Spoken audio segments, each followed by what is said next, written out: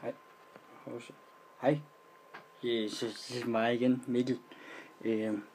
Jeg har fået mit første hate.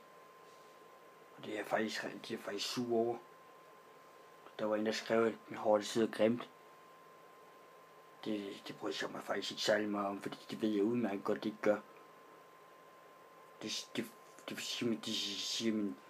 siger min mor selv. Og min kammerat og sådan noget, de siger ikke, at det sidder grimt.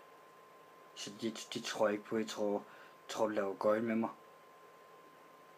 Så det synes jeg bare, det synes jeg ikke er i orden. Det synes jeg ikke.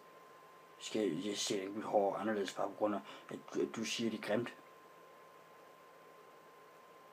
Jeg siger jo ikke, at dit hår det er grimt, vel?